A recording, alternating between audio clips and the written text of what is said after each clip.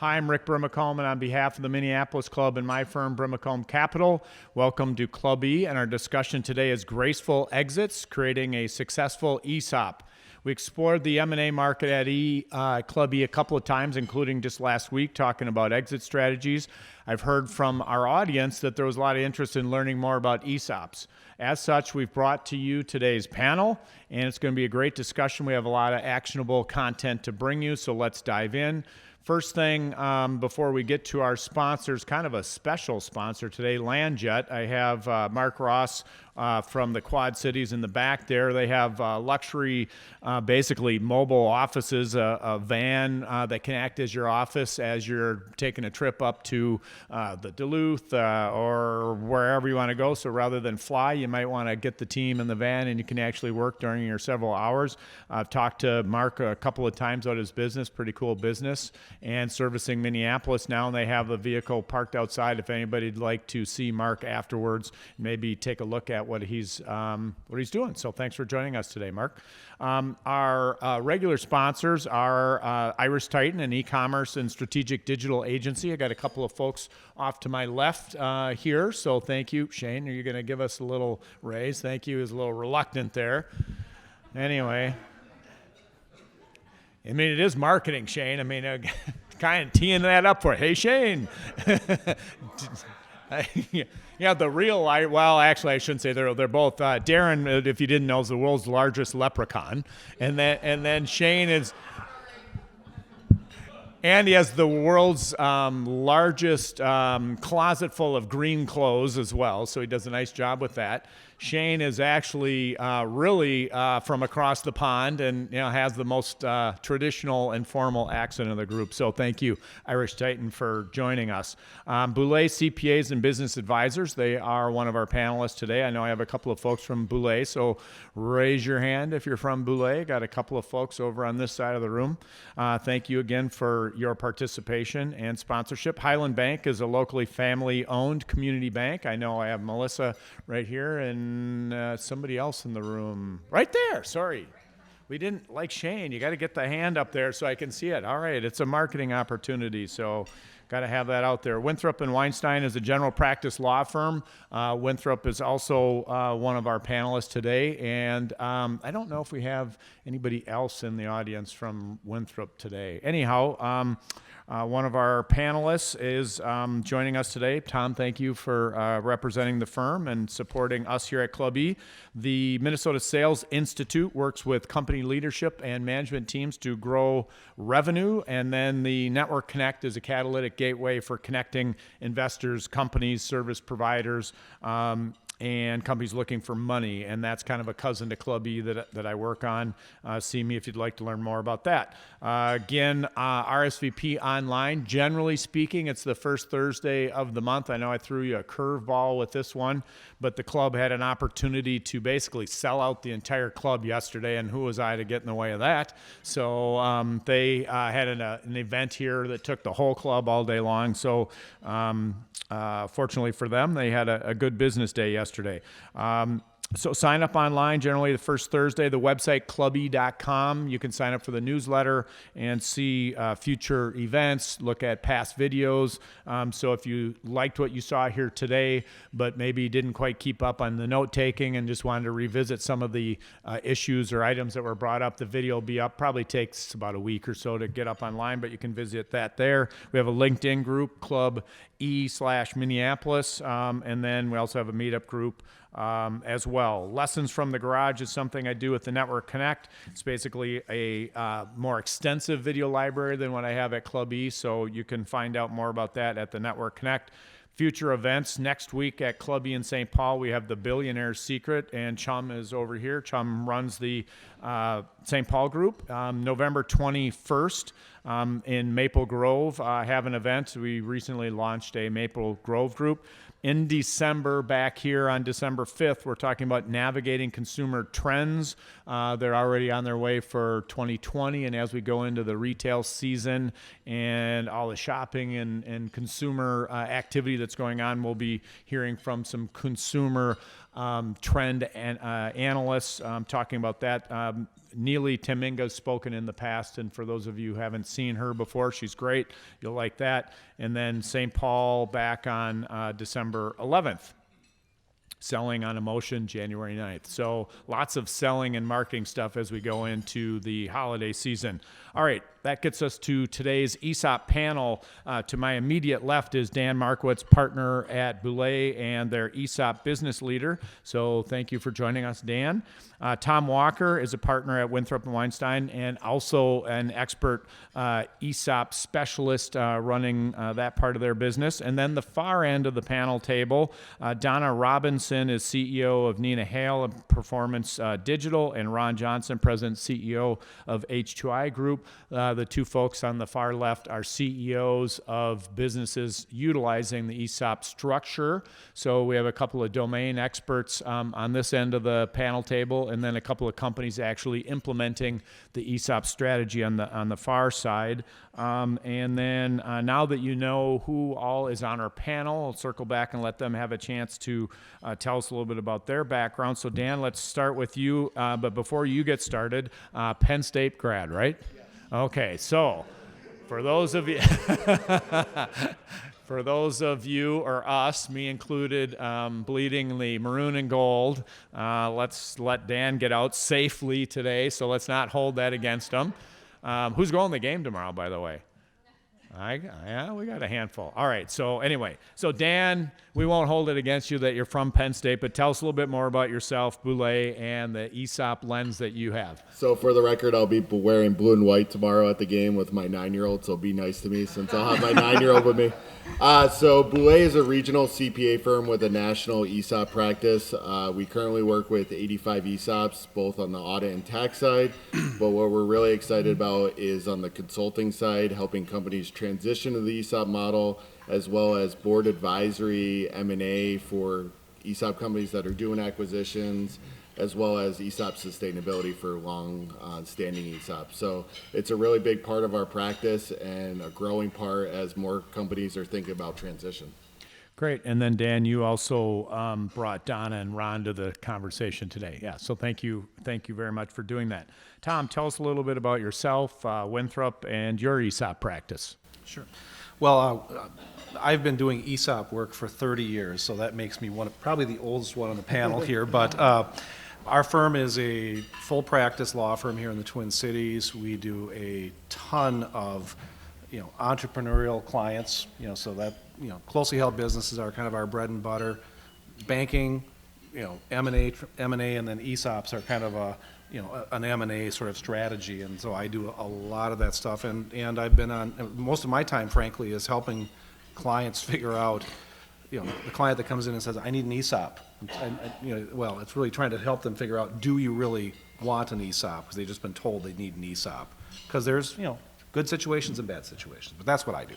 Great, thank you very much. Donna, tell us a little bit about you, your company, and the ESOP lens that you have. Yeah, I am Donna Robinson. I'm the CEO of Nina Hale. I've been CEO since 2014 when we became an ESOP. Nina was our founder, and I'll talk a little bit about, in 2014, she had decided she wanted an exit strategy. So we're in the final year of that this year. So we do performance digital marketing. When I started, we were probably, just to give you an idea of employee size, we were about 20 employees. We're almost 100 at this point. So over the past few years, we've grown quite a bit. It has been a really interesting few years, and I hope I can share some of what I've learned. I have worked with both of these two, and so been a very, very good partnership throughout, and I'll share some of that as we go. Great. Ron. I'm Ron Johnson. I'm with H2I Group. We are a specialty contractor with a national footprint. If you think of any institution that has specialty areas, laboratories, athletic facilities, STEM, STEAM labs, maker spaces, cannabis growing systems, a lot of diversity within our business. And we have offices and are growing throughout the country. We've been in business since 1924. We started transitioning to ESOP in the late 70s. We became 100% employee owned in 1987. We're considered a mature ESOP. I became president in 2014 as well.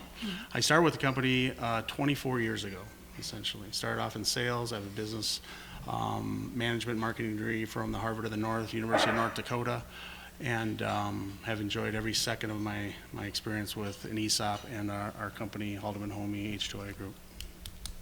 And shared with me beforehand that he's father of 5, and I have 4, so it's not too often I meet somebody with more kids than I do. So between the company and the 5 kids, it keeps you hopping. Yep, 5 kids, and then last month we restructured, we rebranded, and we executed 2 acquisitions. So if I fall over, you know. Dan helped us with 2 of those, or yeah, 2 of those. Actually 3 of them. Yeah, 3 of them. But we appreciate you fitting us into your schedule today, so thank you. Thank you very much. I heard there was a free lunch. And the desserts are good too, I have to say. All right. Okay, so Dan, let's come down here, start with you. So why should a company select an ESOP versus other exit strategies? Yeah, so, you know, we've seen companies do private equity, strategic buyer, or a management buyout, and then there's the ESOP model. So there's really 4 ways to exit your business. What we're hearing from business owners is they've seen their company sell out to private equity or a strategic buyer. 2-3 years later, they see what happens to those companies, and so ESOPs is a different model. If you have a business owner who's concerned about the employees, concerned about legacy, continuity, and continuing the business rather than selling out to a private equity group, the ESOP model works really well. And I'll let Donna and Ron talk about the retention aspect. So the retention of employees becomes huge. They have a vested interest in the company. They actually have ownership or beneficial ownership in the company. So the productivity, the self-awareness of what they do matters on every day. It's a liquidity event, so the owner has a little bit more control on what that liquidity event, whether they start small ESOP and then go 100% or they go straight to 100%, and how they finance it. So the owner has a little bit more control on what that exit looks like, and they can maintain that CEO role post ESOP as well. Okay, great, thank you. I heard from multiple people before the panel today when they saw this topic about the criteria that it makes to have a good ESOP company, and kind of the main question was coming up is my company a good fit with being an ESOP company? So what are the types of businesses that would make a successful ESOP, and what are some of the kind of criteria around those? So I remind people that ESOP is not an industry, it's actually an ownership model. So any type of company can actually be an ESOP. You may have heard Hell's Kitchen in downtown Minneapolis just went ESOP. Don't typically see them in restaurants, so all the way to your true manufacturing professional service. So really the industry doesn't matter, but what I will tell you is typically what we like to see is $1 million of EBITDA. Pre-transaction is kind of the starting watermark. At least 25 employees, because it is a retirement plan, and a contribution has to be allocated to participants, and you have to pass IRS and Department of Labor regulations. So mature companies, so startup companies, are really not a good fit for ESOPs. A more mature business that is growing, anywhere from 5 to 20%. If you have hyper growth or volatility in your earnings, that's not likely a great candidate for an ESOP, because every year that share price has to be appraised, and what you don't want is volatility in share price to the participant's account. So $1 million of EBITDA, probably minimum 25 employees, mature, steady growth, not hyper growth or volatility and growth, are really the main candidates. The other thing, as a selling shareholder, having a second management team in place, or a plan to get second management team in place to take over the business when that selling shareholder exit, will make a trustee a lot happier than trying to figure that out post-transaction. And then I did have a specific question about kind of the income level of the employees. Does that have any impact on the criteria? So what I will tell you is that income by employee, is industry practice. So you still get to pay your employees what industry practice will tell you. You will still have disparity in comp between your low-level employees and your high-level employees. It's just a matter of what level in the ESOP they participate. So your lower level or lower paid employee will participate at a lower level. Your higher paid employee will participate at a higher level. However, there are limitations. So For example, once you hit $275,000 a comp, you don't receive any more ESOP contribution because it is a non-discriminatory plan that everybody should participate. Okay, great. Thank you very much. Tom, talk to the tax advantages of being an ESOP.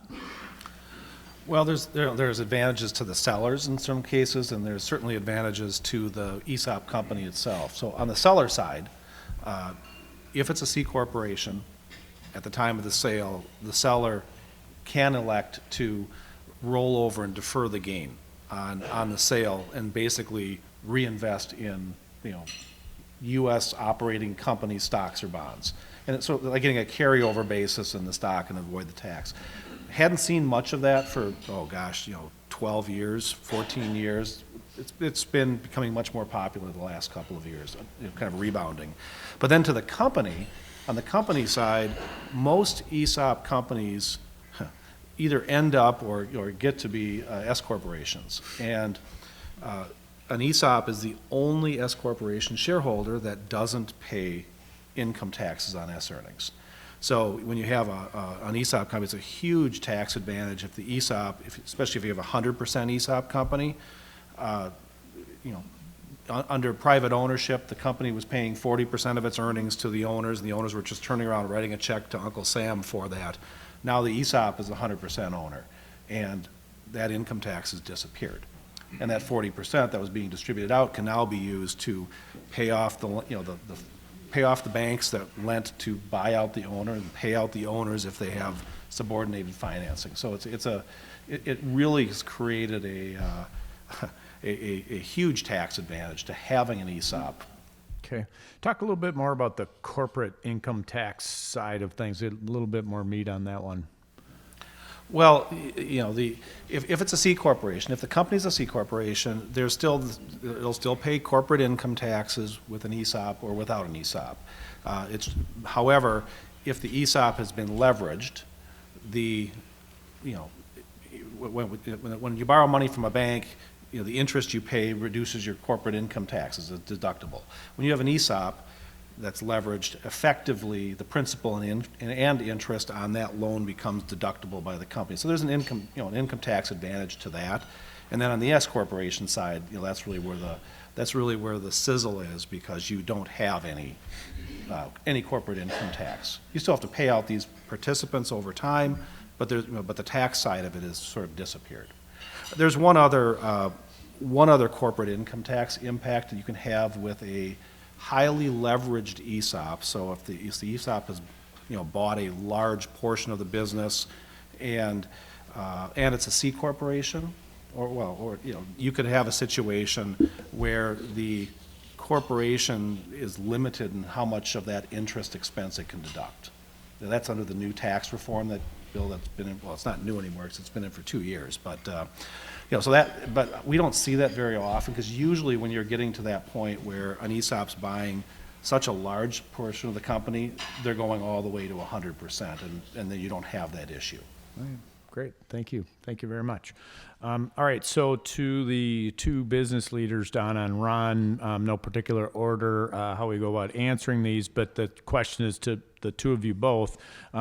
How has your company used the ESOP as a retention and growth tool, and what's worked, and maybe in some hindsight looking backward, what might you have changed if you knew now what you would have liked to have known back then? Let me go first.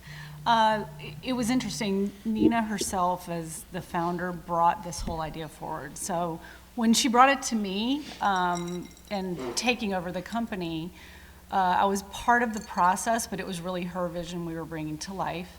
And she had a vision for it being very much a retention piece and being able to retain employees, give them part of the company that she had grown. I think she was having guilt feelings about just selling the company to a larger holding company and then leaving the people that she had kind of grown up and pulled forward with another company. So for her, it was about leaving her legacy to a small degree. I think if we look back as the decisions we made, there were a few things that we would do a little bit differently. We did a 3-year cliff vesting schedule, so it was nothing, and then at the end of the 3rd year, you were 100% vested.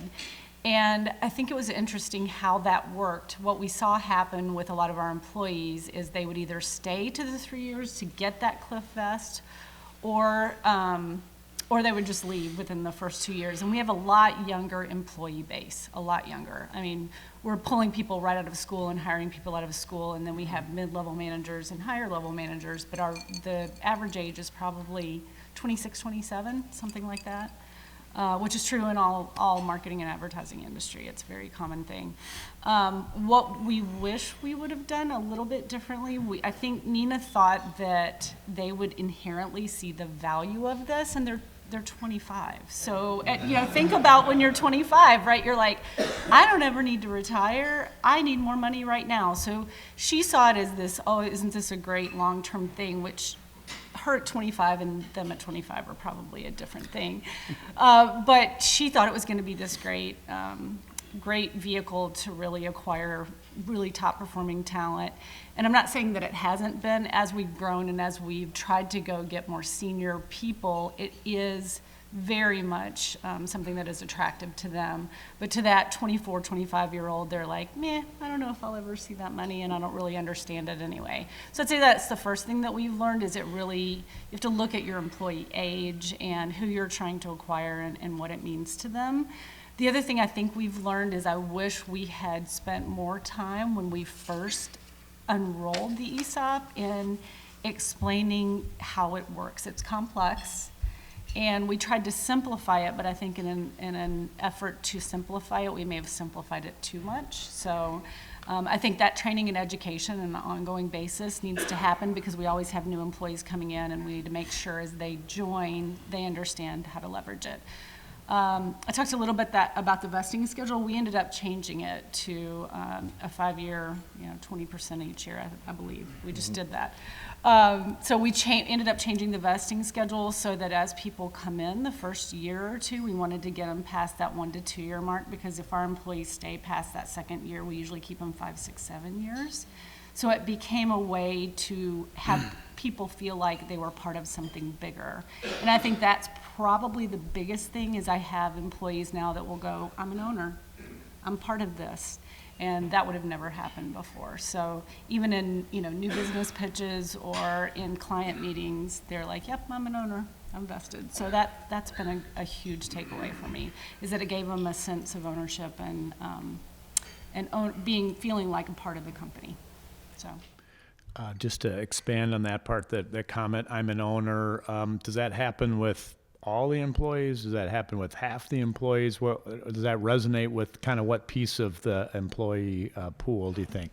I would say it's probably 50 to 75%. It's usually once they've been there for a few years and they understand what it means, and they understand how much money they have in it and how it's going to look. And we've grown every year since I've been there, so I think that's been a big factor as well. We have a big unveiling of our value every year, like what the company was valued at and what the stock was valued at. So we do a big party, we have a big sheet cake, we have like a big drum roll, and every year it's gone up significantly. So as we pay down debt and as the company grows.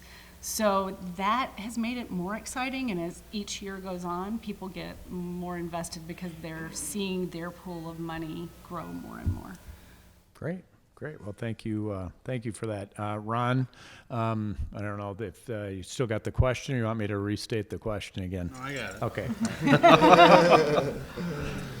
So Haldeman Homey, and like I said, we just rebranded H2I Group, but we have a great tradition of just this ownership mindset. Back in the late 50s and early 60s, Jack Homey, who's kind of the modern day founder of Haldeman Homey, started a profit sharing plan for his key employees. Why? Because he needed to keep his key employees to maximize the business opportunities. And when the ESOP concept came along in the 70s, the late 70s, he was one of the first people that jumped on and said, hey, this is exactly what we're looking for. So it was a way for him to divest himself from the business, but turn it over to what he often referred to as the people that make the business go, the valued employees, right? So he was very, I think, forward thinking in the ESOP, in the ESOP mindset, the employee ownership mindset, on really what its purpose is. The business, the value of the business is driven by the employees. The employees should get the value of the business back to them in somehow, way, shape, or form. So how do we use it to drive retention? For our new employees, we hardly ever talk about it. It doesn't matter to them, right? 33% of our employee population is 30 years or younger. They're trying to pay off debt from student loans. They're trying to buy their first house. They're trying to buy their first car, get married, all those types of things. The ESOP is a part of a benefits package, right? It's not the only component, but it is a major component to our philosophy and our strategy. And when we think about how we communicate to our employees and at what level, it changes depending on where the employee is in their career, right? So for new employees, they know about it, but we don't pretend like we're going to get somebody that's 25 or 28 years old to go all in, be an ESOP champion when they're trying to buy their first house, right? We do some different things to engage those employees and make sure they stay to that vesting point, because after that point, it's like you don't lose anybody, right? Unless, you have a problem with them. For the last 5 years, our employee retention has been our voluntary employee turnover has been under 4% all 5 years, right? The average in the construction industry that we plan is 26 to 28%, right? People are moving all over. The only limiting factor right now in construction is people, right? Everybody's got capital, everybody's making money, the demand is incredible, the operating systems are advancing at all the time. Our limiting factor is people. So with an ESOP organization, ESOP structure, you have to use that as your primary foundation for just the employee culture, the employee mindset of what you're trying to do. But it's different at different levels. We created an ESOP communications committee, and most companies take their more senior people and put them on that committee because they know most about the ESOP. We put some of our early adopters, but the youngest people we could find, and put them on that committee. Why? Because we want them to start to communicate at the new employee level, because that's where it makes a difference. If we've got an employee that's been with us for 5 or 10 years, we don't need to say much to them because they get the statements and they understand what it means, right? We're building wealth within our business. Our contribution, so within an ESOP, you can contribute up to 25% of an employee's base salary. We've never not done that. So year after year, our employees are getting a 25% contribution to the equity of the business year after year after year. We might not always be able to do that, but the success of the business based on the contributions and the dedicated employees that we have has allowed us to do that. We also do profit sharing, cash profit sharing, and it's geared towards, a lot of it is steered and geared towards the newer employees that don't yet have that ESOP connection, right? We're getting more money into their pocket, of the profits of the company, so we can keep the talent that we need to continue, a sustainable growth. So those are some of the things that we've done. I guess that kind of. All right. So let's stay down with the two of you, Don and Ron. What advice would you have for companies considering an ESOP, and what might you share with the folks in the audience that are thinking about doing this? There you go. There's a lot of rules around it. Have someone like Dan that you can call all the time. I mean, I call him frequently to understand how to make decisions on, just financially how to plan around it. I think one of the key learnings for us is there's a year of service that you have to get 1,000 hours in, and we had employees that potentially would be hired after, it's usually somewhere in July, knowing they may not start with the vesting until, a year after they actually start employment. So it's all the little nuances of it that you have to think about, in advising the employees and making sure that they understand all of it. But I think having really good counsel and working with Boulay, not just with Boulay, but Dan's network of banks and people, and that's been super helpful. Just any question that we have on planning and how to execute anything or how to make adjustments to the plan would be great. We did the whole process really fast, which I think was about 9 months, and there are pieces of it I feel like we rushed a little bit. I wouldn't advise that. I would say take a little bit longer and make sure you're making, because there's a lot of planned decisions you have to make. Some of them you can change later, some of them you can't, and just make sure you know the implications. I don't think we made any major mistakes because we had good advice, but we did a 15-year ESOP, and I know some of them are much longer than that. So just things like that. Great, thank you. Ron? I would say the leadership has to go all in on ESOP. You can't be an ESOP and not share your financial information, I don't think. I don't think you can be an ESOP and not champion the employee, their development, their engagement in the business, the feedback that they can provide that helps you improve the business. You really have to become an employee-owned company, an employee-owned mindset. It's shared capitalism. Everybody benefits. Everybody has to be involved in it. And I've heard companies that are kind of, the communication is more traditional. The employees will, be told what they need to be told when they need to be told it, and nobody knows what the purpose is. Nobody knows what the strategies and the business plans and the objectives are. They just go to work. And what doesn't connect with me is the fact that these guys actually own the business. And if you can't get them excited and engaged about a business they own to drive more service, to drive a better client experience, to grow the profits of the business, you're doing something wrong. I mean, this is an unbelievable blessing for the employees and the ownership of the business. And I think you just have to go all in as your leadership team and talk the talk and walk the walk every day. And it seems to me the businesses that I talk to around the country that have ownership plans, that's one of the distinguishing factors, how transparent they are and how much time they spend on trying to help the employees understand how they own the business and how what they do affects the performance, which affects their retirement. You talked a little bit, Ron, about culture earlier. Just maybe touch on that a little bit more. Share a little bit more about how the culture has impacted the success of your ESOP. Sure. A lot of that goes back to communication. The leadership team has to walk the culture. The culture, for me, the culture is real simple. You have to establish your core values, your guiding principles. The decisions you make have to be consistent with those guiding principles. And what you allow within your business and what you don't allow within your business, the behaviors has to be consistent with that. And I think that starts to develop a trust within the leadership and the employee ownership that really does become a catalyst for everything else. How our employees treat our customers, respond, communicate, what they do with their discretionary time.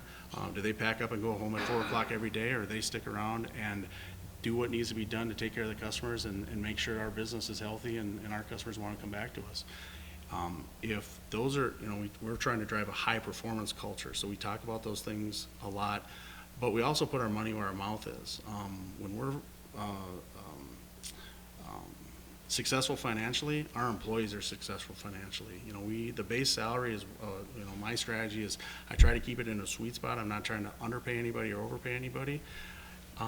What really makes a difference, drives retention and kind of that employee engagement, is the shared success of the business. And a culture that is about high performance, about delivering value to the clients, and then you are all about sharing the success back to the employees. It's amazing what these companies can do. Great. Donna, Nina Hale, you were the transitioning CEO post-ESOP. You mentioned that. What advice would you give to businesses that are considering an ESOP when there would be a leadership change post-event? I think you said a couple of things that really resonated. Ensuring that you're aligned as leadership styles and philosophy. And for me, for Nina, it was about her leaving this company as a gift or a legacy. And I think she was, just making sure that people saw it as a gift and people understood that you're being allowed to participate in something that's a unique situation.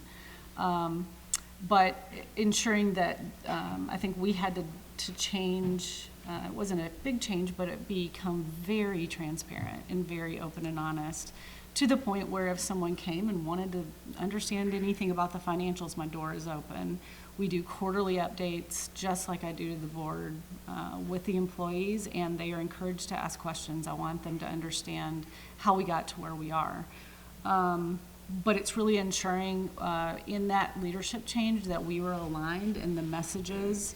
Her exit plan over communicating what that meant, what her role would be day one and what it would be at the end of the year, which actually we're about to embark on it this year. December 31st will be her last payout and her last involvement. So it was really going through and doing a proactive year-by-year plan, 5-year plan on what it meant on day one and what it meant each year. What would she give up and how that transition would look to the staff. So much so that she comes to staff meetings now and some people are like, who is that? So, but it was very well architected and very well done. But I would say just make sure that you're aligned on all of that before you embark on it and before, you know, you spread it to the employees, because if there is misalignment, it is definitely, I would say it would be sensed. And we, as a company, we just over communicate and are very, very transparent. So I think that builds a sense of loyalty and trust over time as well. Great, thank you. The only thing I would add there too is what we've seen successful is if there is going to be a transition involving that second team of management in the transaction, so they understand what's happening in the transaction, because at the end of the day, they're the ones who have to live with that transaction post-implementation. So where we've seen issues is where that second management team is just saddled with this ESOP thing and didn't have the time to learn about ESOPs. So the successful ones are where that second management team is right there with the owner, involved in the transaction, and involved in part of who the service providers are going to be, how the financing is going to be set up, because again, they have to live with that transaction post-transaction. Great, thank you. Tom, you talked a little bit about tax benefits earlier. Let's go there again. Go into a little more detail about the selling shareholders when they transition to an ESOP and the tax benefits for doing that.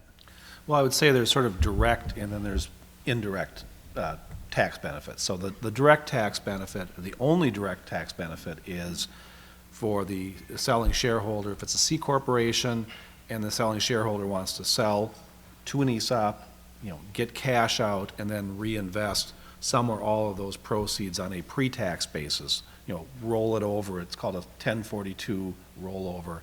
But basically reinvest those dollars within 12 months after the transaction and basically, lock into stocks and bonds. So that's the direct tax advantage. It's great for older business owners who want to just, buy and hold, those replacement securities. But that's sort of the direct one. The indirect one, though, there's really two indirect benefits of a sale to an ESOP. The owner doesn't directly get this, but it helps out. The first is, in a lot of these transactions, the owner is taking back a seller note for a portion of the transaction, especially if they're looking to sell the entire company to an ESOP. No bank in the world is going to finance 100% of the transaction. So it's very common to have, 35, 40%, maybe 50% of the sale transaction being lender financing, and then the seller taking a subordinated note for the other 50% or 60%. But the reason you get this indirect benefit is, first and foremost, if the ESOP, first and foremost, the owner is able to spread the income tax over the period of time when they receive the principal and interest on that note. That's indirect. But then if the ESOP ends up being an S corporation and suddenly doesn't have income taxes to pay, well, now there's a pool of money, and that owner is going to be much, much more secure knowing that there's a pool of earnings that have been freed up from taxes that can pay off that lender. It just makes the selling shareholder much more secure. So that's the indirect benefit. Okay. All right. And then what about some of the unique oversight of ESOP transactions versus traditional M&A stuff, whether it's the Department of Labor or the IRS? Well, I'd say if I were to compare, a traditional M&A transaction sale to an ESOP sale, there's a couple of things. First, the Department of Labor is always lurking in the background. When you sell to an M&A firm, whatever you can get them to pay, you can sell for, and the Department of Labor doesn't care. On an ESOP side, an ESOP is an M&A buyer, but the Department of Labor is always, they hate ESOPs.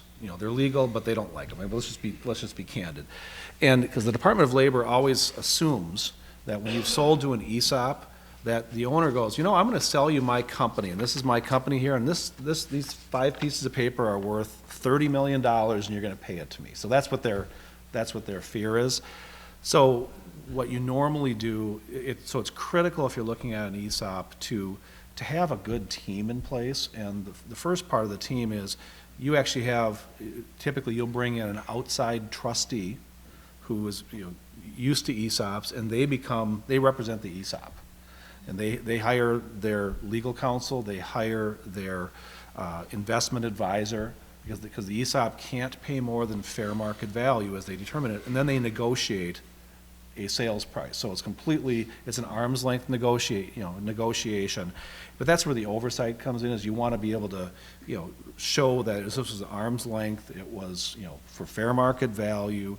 You want to have parties involved, the accountants, the lawyers, who actually understand these transactions, because you're trying to, you're basically mimicking an M&A transaction, but you're going through it that way. And by the way, there's advantages to that too. I mean, when you do an ESOP transaction as a selling owner, a lot of times selling owners, if they sell in an M&A transaction, they're going to pay an investment banking firm, a success fee to market and sell their company. Well, you don't have that on the ESOP side, but you will have the costs. You might have $125,000 of fees that you're paying to this trustee team to do it. Well, a lot of cases that's quite a bit less than the success fee you'd be paying, and it's an arm's length transaction, but it's much more of a friendly transaction. I mean, maybe that's the wrong way to say it, Dan. Spank me if I said it wrong. But when you have professionals, you end up having a transaction that's back and forth, but it's it's a much friendlier. You're going to get to the end game, and you're not worried about.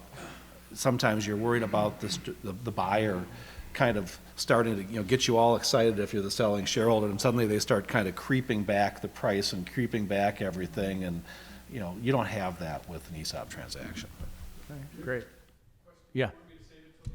Yeah. Why don't you let me get a couple more, just like 3 more. Back to Donna and Ron. Talk about the challenges that your companies face that are unique to being an ESOP.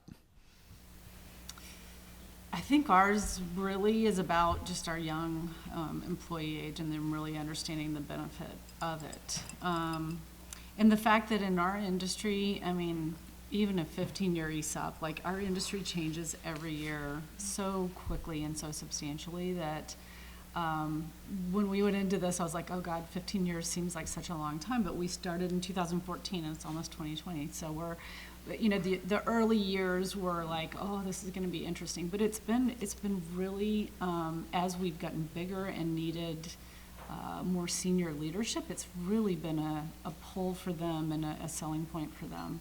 I think where we're working on right now is how does it figure into your compensation philosophy overall, and how do the people that you're bringing in and trying to hire, how do they see it as part of their compensation? Because it is a benefit, but it's also a retirement vehicle. So understanding that and being able to position that to people that you're trying to hire. And just financially for us, the market is so hot in the employee, I know for you too, like it is so hot, and we have people trying to be poached all the time. So it's trying to figure out, what is our turnover going to be next year? How do we need to prepare and put into the budget for the people that leave and need to be paid out and things like that. So it's just financially, there are some key considerations, but I would say overall, not paying taxes is pretty nice. So that part of it's great. So I think it's not, once you understand how to work within the ESOP, it's a really, really cool vehicle and way to have a business structured. But it's those first few years, there's a learning curve for sure on how to make decisions. But we have plenty of helpers helping guide us. So, yeah. I would say trying to develop a plan that provides continuity and sustainability for kind of the whole organization. Mm-hmm. As a ESOP, the way ESOPs are structured is there's a board of trustees that actually acts as the managers of the ESOP. Their priority is maximizing the ESOP value, right? There's also a board of directors for the company. Their priority is maximizing the performance of the company. Depending on where you are on one or the other, or like me on both, there's different decisions you have to make depending on, you know, what seat at the table you have, right? So, in an ESOP, you have people that are just queuing up for retirement. You have people that are in retirement that still have share values within the company. You have, you know, brand new employees that you're trying to get excited about the ESOP. So you kind of have to look at, you know, an ESOP as a company that you can only focus on the greater good, right? You have to manage risk, and you're in charge of, as a trustee, you're in charge of a lot of people's retirement accounts, right? And one of the challenges with an ESOP is we generate a lot of cash. And we could put that cash in the bank and it could earn 6 or 7%, but we put it in our business and what does it earn? 14, 15%, right? So sometimes it's trying to figure out, because we generate so much cash, how do we maximize the return for our shareholders by making investments in the business that are sound and wise and contribute to the sustainability and the continuity of the business for the long term. So there's a lot of conversations to have in what you do, why you do it, how it affects the share value of the ESOP, somebody moving into retirement versus somebody who's, you know, trying to build their career and grow opportunities. So it's a very fun, challenging, you know, dynamic to try to manage. But right now it's really maximizing the value of the shareholder by making the right investments long term for the ESOP. You know, once you kind of get that critical mass within the employee group, that you have enough ESOP champions that really get it, and they can start to communicate, coach, mentor the other employees that, you know, really affect the business, that maybe don't have a huge equity share in the business. That helps a lot. And then when we're growing extremely fast right now, and the limiting factor is people. We've created a leadership development program to try to develop leaders internally. We've also made some strategic hires. You go out and look for and try to attract those senior managers, those C-level people. They're going to walk in with no equity of the business, right? So now we have to come up with different compensation plans that engages and rewards those people almost differently from the managers that have grown up in the business like I have, that I've been here 24 years. I mean, my situation is different than trying to go into a new business with no equity in the business and still be competitive to attract top talent. So that has to be part of the conversation as well. Great. Hey, Dan, let's jump down here. Talk a little bit about the options that are available for financing and the ESOP exit. And I know Highland Bank's been a long-time sponsor and supporter of Club E, and we greatly appreciate that. So we got a couple of folks here that we can tap into if we like. But from your perspective, tell us a little bit about the financing side. Yeah, the nice part about ESOPs when you transition is there's a lot of options around financing. The first option would be the seller could finance 100% of the business. Typically, there's a lower interest rate on that note to make it cash flow positive for the company. So typically it's 4 or 5%, and then they receive a warrant on the transaction to reward them for taking a below market interest rate, and then that warrant pays out when the seller debt's paid off. So that's the 100%. Like Tom said, you typically don't see 100% bank financed transaction just because there's not a lot of banks that are going to finance 100% of that airball. So typically we see 25 to 75%, 25% senior debt, 75% seller debt. Seller still takes warrants on it. I encourage companies to take on some senior debt. One, it gets a liquidity event for the selling shareholder, so at least they get something on day one. Two, we're in a really low interest rate environment, so lock in that interest rate. But because of that tax savings, typically that first 25% of senior debt is paid off in 3.5 years. So having an ESOP lender who understands that, no personal guarantees, no prepayment penalties, covenants become a really important part when you talk about senior debt because you're doing 100% redemption. On day one, you're going to have significant negative equity. So if you have a debt to equity or a debt service ratio, that's going to be affected. So working with a bank who understands that and can model out those covenants post-transaction. And then what happens is if you pay that 25% off of the first 3.5 years, then what happens is you go back to the debt and take out the next chunk of senior debt. And then you pay that off in 3.5 years. So most selling shareholders are paid out within 7 to 10 years at maximum, typically earlier. Great, thank you. David, you had a question. Yeah, this one's for Dan, or maybe Tom. Is the plan limited to a strict mathematical formula based on comp and seniority?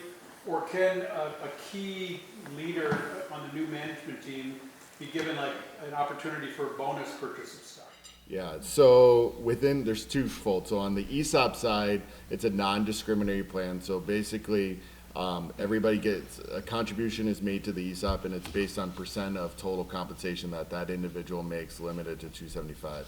However, when you're trying to bring in C-level suites or retaining high-level management, we use what's called stock appreciation rights. And so it's basically a unit pegged to the share price.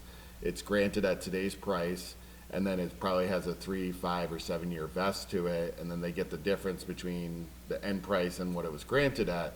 That's typically limited to about 10%, 15% of the outstanding pool of equity value, but we've seen companies use that, one, to retain current management, but two, to attract new talent, because most C-level suites are used to getting some kind of incentive plan. And so what I look at a comp structure is there's 3 components. There's the bonus, which is current pay. There's the midterm reward, which is the stock appreciation, right? And then the ESOP is the long term. So gauging each of those buckets becomes really important. Yeah, and usually that, just a quick add a tag on, usually that component, that stock appreciation rate is non-equity, right? Because you want, if it's an ESOP 100% company, you want that to stay 100% ESOP. So it's a compensation. Ordinary income then? Yep, ordinary income when it's paid out. Yep. So you don't see profit interest or anything like that in 100% S corp, because you want the one shareholder. Does the seller get capital gain treatment at redemption? Yes. Okay. And they pay capital gains to the extent they receive principal. Which is another advantage over the asset sale, which is, I don't think you guys mentioned that, because you get killed on the asset sale. But Yep. Okay, Matt. Couple questions related that are sort of in the unintended consequences area. One is, all businesses and industries have rocky times, and we talk about this being an incentive and retention. Do you have any experience when the company for a couple of years the value has gone down, and how that impacts employees? And do you ever find employees who look at a big piece of cash there and go, I think I'm going to leave because I want the cash? And again, it's sort of a disincentive to stay with the company. I can answer that. We have not, every year that I've been in place, we've grown. This is the first year we have not grown by as much. So I talked about transparency. I got in front of my staff mid-year and said, don't know if we're going to meet the goal. This will impact your stock price.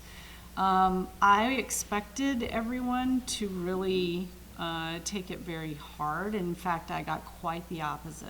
I got, how do I help? What do I do to help sell more work, or to, double down on our client relationships, or whatever it may be? That transparency carried us through, and actually our Q4 kind of exploded with new work. So it ended up, that transparency and that trust that we had built ended up really paying off this year. I've not had a year where we have gone backwards, but I can see how that would potentially be difficult. But I do think if you build that we're all in it together mentality, and you're honest with your employees, that you know that you're going to have bad years. Every year cannot be a good year. Yeah. So. Yeah. Well, maybe it can. I'm okay with every year being a good year. In 30 years, we've certainly seen, there are situations where after the fact, it ended up not being a good idea, right?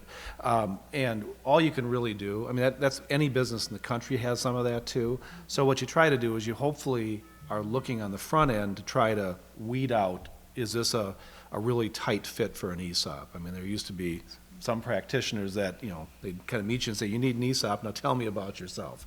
They don't fit every situation. But then, the advantage if you're able to get those tax savings, that gives an ESOP company a cushion, that they can weather some of that storm if the tax, if they're paying less in taxes. And then finally, when you design your ESOP, to kind of your question, you design the ESOP.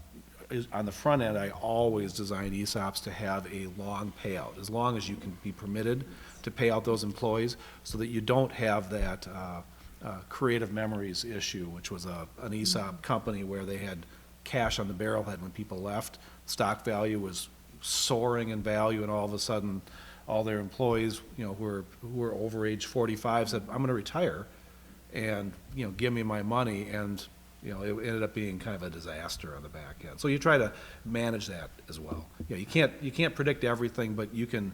I mean, I've probably only had 2 situations where a well thought out ESOP ended up not working, and one was economy. It was a bank that the financial crisis, and the bank ended up being taken over, and that wiped out the ESOP. And the other was just a place where they had an ESOP company, and a national competitor moved into the space 2 years after they put the ESOP in place, and it just killed the company. It was a high-end niche, and suddenly they were gone. But that's pretty rare. So Okay, hopefully that's your so question. 2 things. Again, we have the room as long as anybody wants to say. I've seen a couple of hands. I do try to stop at 1, so I saw Tom's first. I know a couple of you others would like to ask some questions. The panelists can stick around for a while. So why don't, Tom, is it a short one or a long one? Short one. And kind of a technical question. If you're a C Corp, you make your S selection, and then you go to the ESOP, does the big tax apply? Yeah, so let's talk about that for a second. Yep, so if you are an S Corp and you flip to C Corp to make the 1042 election, you have a 5-year wait. You go the other way. Right, you have a 5-year wait, and then you have the big tax. If you're a C Corp today, do a 1042, and you've already been a C Corp for 5 years, and you go to S Corp, you have the built-in gains tax that does apply. So it goes both ways? So, because what happens is if you're an S Corp today, we see some companies convert to a C Corp to do the transaction. They get the 1042 rollover basis. You wait 5 years, and then you flip back to an S Corp to get the company the tax savings. You have the built-in gains. So you wait the 5 years, and you kind of manage the C Corp down to 0. Correct. Then, okay. Yep, absolutely. Yep. So we have seen some of that. Where we see that really effective is if there's planning on the front side, the company's already been an existing C Corp, then you get the 1042 and you get the tax savings. So you get kind of the best of both worlds. Okay, Bob, you promise it's a short one. It's a short one. I'll make one comment first. You've been drafting ESOPs for 30 years, right? Yes. He started when he was 7. I drafted my first ESOPs in 1975. And I had just set out of law school working for a guy named Dennis Bowman. And I introduced him to the concept of ESOPs. And one of the first ones I drafted was for Jack Comey and Alvin Moore, who you mentioned.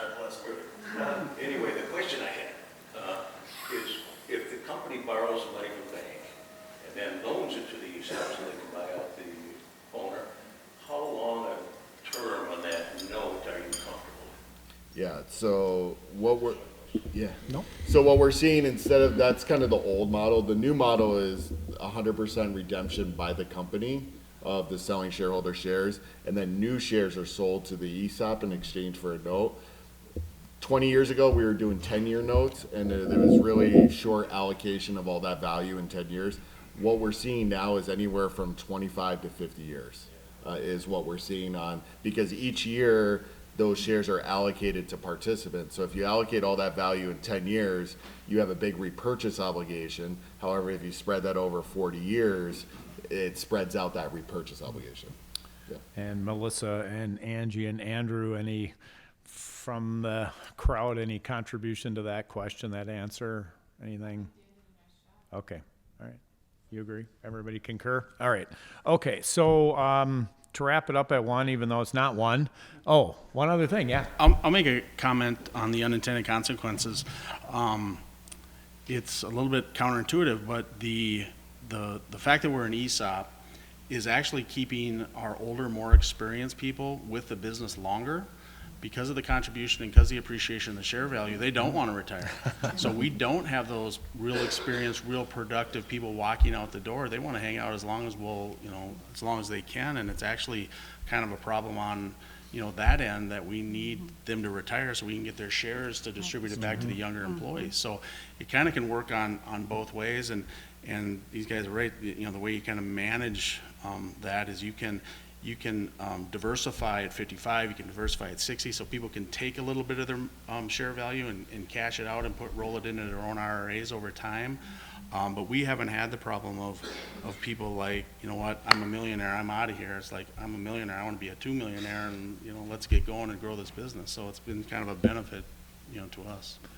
All right, so lightning round to wrap it up, 30 seconds. So 30-second, just kind of a closing thought, a couple of things for them to remember, no particular order. So I can start. If you're thinking about ESOPs, planning on the front side is really important. We highly recommend doing what's called an ESOP feasibility study on the front side before you engage all your service providers. Having somebody like Boulay do an ESOP feasibility to work through structure, pricing, financing, modeling, all that before you hire everybody is really the right step to do.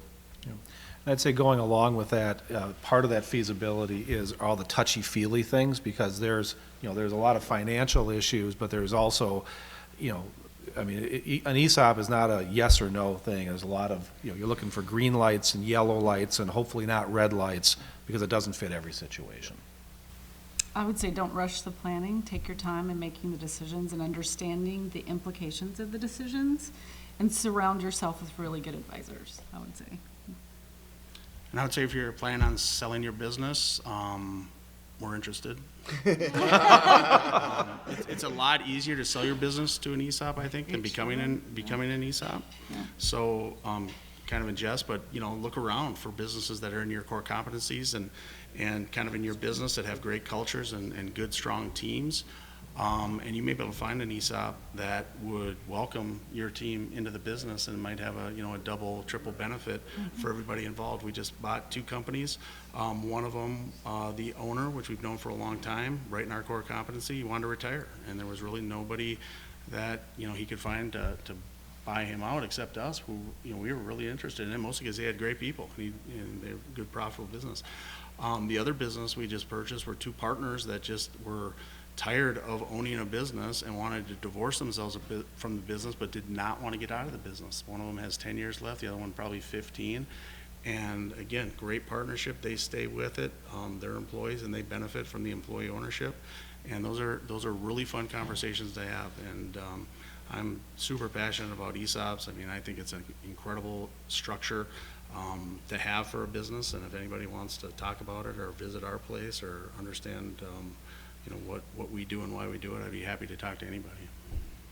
All right, reminder, November 13th in St. Paul, Chum Struve runs that group. The Billionaire's Secret is going to be the topic next week there. And then December 5th back here, we're going to be talking about navigating consumer trends and retailing trend spotting as we look into the holiday buying season as well as 2020. So thank you very much for coming today, and let's thank our panelists.